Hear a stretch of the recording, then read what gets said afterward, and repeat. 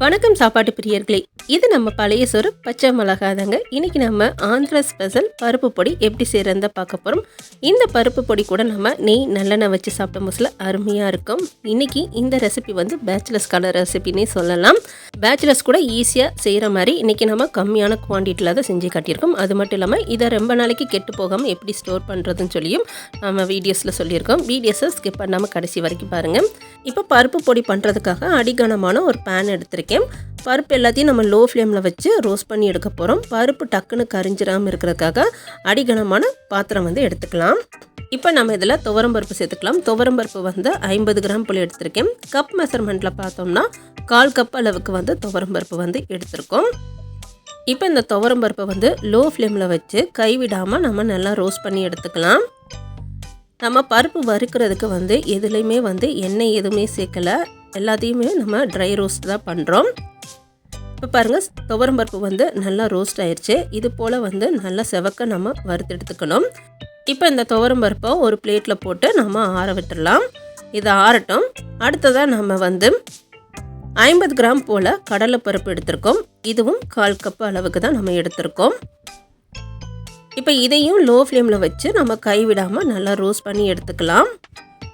இந்த பருப்பு பொடி ரெசிபி வந்து பேச்சுலர்ஸ்க்குலாம் வந்து ரொம்பவுமே யூஸ்ஃபுல்லாக இருக்கும்.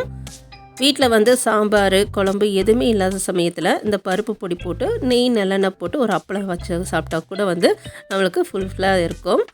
இப்போ இந்த பருப்பெல்லாம் நம்ம ரோஸ்ட் பண்ணுறதுக்கு ஆயில் எதுவும் சேர்க்காம ட்ரை ரோஸ்ட் தான் பண்ணுறோம். ஆயில் சேர்த்து ஃப்ரை பண்ணும்போதில் டேஸ்ட் நல்லாயிருக்கும். ஆனால் ரொம்ப நாளைக்கு நம்ம ஸ்டோர் பண்ண முடியாது. ஆயில் சேர்க்காமல் நம்ம ஃப்ரை பண்ணும்போதில் வந்து ரொம்ப நாளைக்கு நம்ம ஸ்டோர் பண்ணி வச்சுக்க முடியும். இப்போ பாருங்கள், கடலைப்பருப்பு நல்லா ரோஸ்ட் ஆயிடுச்சு பாருங்கள். இப்போ இதை எடுத்து மாற்றிடலாம்.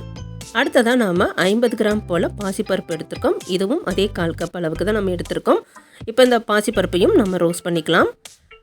கடலைப்பருப்பு துவரம்பருப்பு வறுபடுறதுக்கு எடுத்த டைம் அளவுக்கு வந்து பாசிப்பருப்பு வந்து எடுத்துக்காது. பாசிப்பருப்பு வந்து டக்குன்னே நம்மளுக்கு வந்து கலர் சேஞ்ச் ஆயிரும். அதனால் வந்து லோ ஃப்ளேமில் வச்சு கைவிடாமல் இதையும் ரோஸ்ட் பண்ணி எடுத்துக்கோங்க. எல்லா பருப்பையுமே நாம் கருக விடாமல் வறுத்து எடுக்கணும். அப்போ தான் அந்த பருப்பு பொடியோட டேஸ்ட்டு வந்து நல்லாயிருக்கும். இந்த பாசிப்பருப்பு நல்லா ரோஸ்ட் ஆயிடுச்சு. இதையும் நம்ம பிளேட்டில் எடுத்து மாற்றிடலாம். அடுத்ததாக நம்ம பொட்டுக்கடலை வந்து எடுத்திருக்கோம். பொட்டுக்கடலையும் அதே 1/4 கப் அளவுக்கு தான். ஆனால் வெயிட் பார்த்தோம்னா 30 கிராம் போல் தான் இருக்கும். இது கூடயே வந்து காரத்துக்காக 4 காஞ்ச மிளகா வத்தல் வந்து சேர்த்துருக்கேன். உங்களுக்கு நல்ல காரமாக பிடிக்கும்னு சொன்னால் இன்னும் ஒரு வத்தல் கூட வந்து ஜாஸ்தியாக சேர்த்துக்கலாம். இப்போ இந்த பொட்டுக்கடலையும் இந்த காஞ்ச மிளகா வத்தலையுமே நம்ம நல்லா ரோஸ்ட் பண்ணி எடுத்துக்கலாம். காஞ்ச மிளகா வத்தலை வந்து நீங்கள் தனியாக ரோஸ்ட் பண்ணுறத விட பொட்டுக்கடலை கூட போட்டு ரோஸ்ட் பண்ணும் போதுல வத்தலோட அந்த கலர் வந்து மாறாமல் இருக்கும். இப்போ இதுவும் நல்லா வறுபட்டுருச்சு. இதை எடுத்துட்டு நம்ம அடுத்து இந்த பருப்பு பொடிக்கு தேவையான உப்பு வந்து சேர்த்துக்கலாம். உப்பையுமே வந்து நம்ம நல்லா வறுத்து தான் சேர்க்க போகிறோம். உப்பில் வந்து லைட்டாக ஈரப்பதம் இருக்கும். அந்த ஈரப்பதத்தோடு நம்ம சேர்க்கும் போதில் பருப்பு பொடி கெட்டு போகிறதுக்கு வாய்ப்பு இருக்குது. இது போல் நல்லா நம்ம வறுத்துட்டு சேர்த்தோம்னா பொடி வந்து ரொம்ப நாளைக்கு நம்ம ஸ்டோர் பண்ணி வச்சுக்க முடியும். இப்போ இந்த உப்பையும் நம்ம லோ ஃப்ளேமில் வச்சு ஒரு நிமிஷத்துக்கு நல்லா வறுத்து எடுத்துக்கலாம். இப்போ உப்பு வந்து நல்லா வறுபட்டுருச்சு. இதையும் நம்ம பிளேட்டில் மாற்றிடலாம். அடுத்து 2லேருந்து 3 கொத்து அளவுக்கு வந்து ஃப்ரெஷ்ஷான கருவேப்பிலை வந்து எடுத்திருக்கேன். உங்கள்கிட்ட காஞ்ச கருவேப்பிலை இருந்தாலும் நீங்கள் சேர்த்துக்கலாம். ஃப்ரெஷ்ஷான கருவேப்பிலை சேர்க்கும் போதுல இன்னும் அதோட ஃப்ளேவர் வந்து நல்லா இருக்கும். இப்போ இந்த கருவேப்பிலையில் இருக்க ஈரத்தன்மை போகிற வரைக்கும் இதை நல்லா வறுத்துக்கலாம். இப்போ பாருங்கள், கருவேப்பிலையும் நல்லா வறுபட்டுருச்சு. இதை எடுத்துடலாம். அடுத்ததான் 1/2 ஸ்பூன் அளவுக்கு நெய் சேர்த்துருக்கேன். நெய் சேர்த்துட்டு நம்ம இதில் வந்து ஒரு 10 பல்லு போல் பூண்டு வந்து தோலோடையே வந்து தட்டி எடுத்து வச்சுருக்கோம். இப்போ இந்த பூண்டை வந்து இது கூட சேர்த்துட்டு பூண்டை வந்து நல்லா ரோஸ்ட் பண்ணி எடுத்துக்கலாம். நம்ம பூண்டுக்கு மட்டும் ஏன் வந்து எண்ணெயோ இல்லாட்டி நெய்யோ சேர்க்குறோன்னா பூண்டை வந்து எண்ணெய் நெய் இல்லாமல் நம்ம வதக்க முடியாது. அதனால் இதுக்கு மட்டும் நம்ம கொஞ்சமாக வந்து நெய் சேர்த்து நம்ம ரோஸ்ட் பண்ணிக்கிறோம். நெய் வேணான்னு சொன்னால் நீங்கள் நல்லெண்ணெய் சேர்த்துக்கலாம். இப்போ இந்த பூண்டையும் வந்து லோ ஃப்ளேமில் வச்சு நல்லா மொறுன்னு வர்ற வரைக்கும் இதையும் நாம் நல்லா வதக்கி எடுத்துக்கலாம்.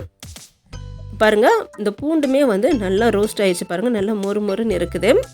இப்போ நம்ம வறுத்தெடுத்த எல்லா பொருட்களையும் பிளேட்டில் போட்டு நல்லா ஆற வச்சு எடுத்துருக்கோம். இப்போ இது கூட வந்து நம்ம 1/2 ஸ்பூன் அளவுக்கு வந்து பெருங்காயத்தூள் வந்து சேர்த்துக்கலாம். உங்கள்கிட்ட கட்டி பெருங்காயம் இருந்துச்சுன்னா அதை வந்து லைட்டாக வந்து ரோஸ்ட் பண்ணி சேர்த்துக்கங்க. என்கிட்ட தூள் பெருங்காயம் இருக்கிறனால இது சேர்த்துக்கிறேன். இப்போ இது எல்லாத்தையும் மிக்ஸ் பண்ணிவிட்டு இதை நல்லா ஆற விட்டுலாம். இது நல்லா ஆறின பிறகு தான் நான் மிக்ஸி ஜாரில் போட்டுட்டு நல்லா பவுடர் பண்ணி எடுக்க போகிறோம். இது ஆறட்டும். இப்போ பாருங்கள், கருவேப்பிலையெல்லாம் பாருங்கள் எந்த அளவுக்கு வந்து நம்ம நல்லா மொறுன்னு வந்து நல்லா ரோஸ்ட் பண்ணி எடுத்துருக்கோம்னா இது போல் தான் இருக்கணும். இப்போ நம்ம ஒரு மிக்ஸி ஜார் எடுத்திருக்கோம். மிக்ஸி ஜாரை வந்து நாம் நல்லா ஈரம் இல்லாமல் தொடச்சி வெயிலில் காய வச்சு எடுத்து வச்சுருக்கோம். எந்த ஒரு பொடி அரைக்கிறதா இருந்தாலும் இது போல் வந்து ஈரம் இல்லாமல் நல்லா வெயிலில் காய வச்சு எடுத்துக்கோங்க. அப்போ தான் வந்து நம்ம அரைக்கிற பவுடரில் வந்து ஈரம் எதுவும் படாமல் ரொம்ப நாளைக்கு ஸ்டோர் பண்ணி வைக்க முடியும். இப்போ நம்ம வறுத்த இந்த பவுட்ரு எல்லாத்தையும் நல்லா ஆற வச்சு மிக்ஸி ஜாரில் சேர்த்தாச்சு. இதை வந்து நல்லா பவுட்ரு பண்ணி எடுத்துகிட்டு வந்துடலாம்.